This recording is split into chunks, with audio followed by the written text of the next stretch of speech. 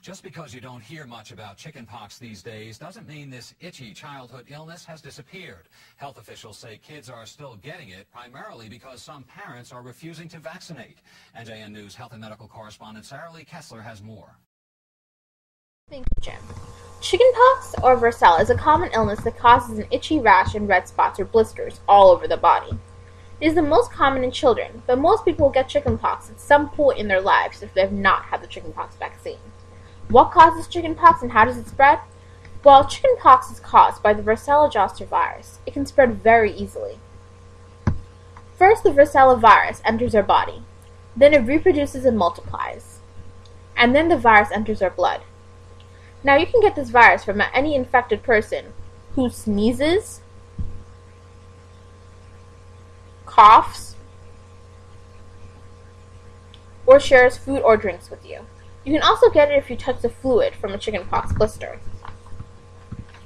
Now, some common symptoms of chickenpox include a red itchy rash, small liquid-filled blisters, fever, abdominal pain or loss of appetite, headaches, a general feeling of uneasiness and discomfort, and a dry cough. There are also stages that go along with the chickenpox rash.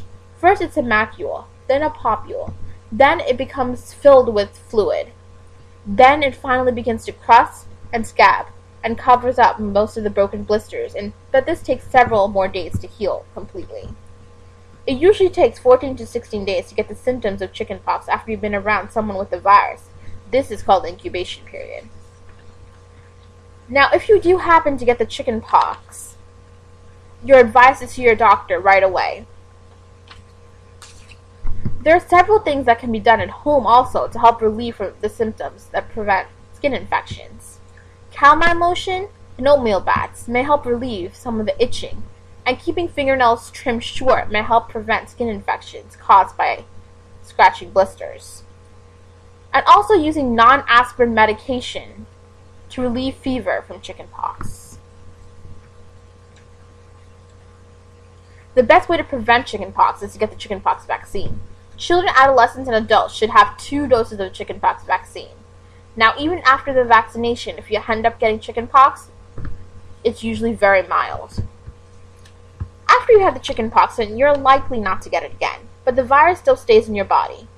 If the virus becomes active again, it causes a painful viral infection called shingles. Shingles is a painful skin rash. It is caused by the varicella zoster virus.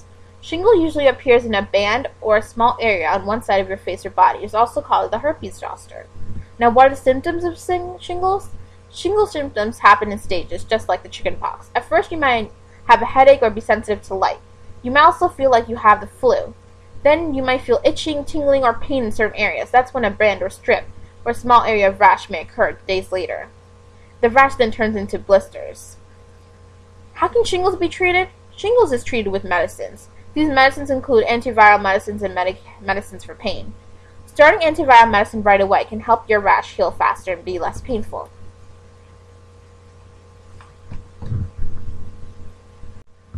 In May 2006, the U.S. Food and Drug Administration approved the first vaccine for adult shingles.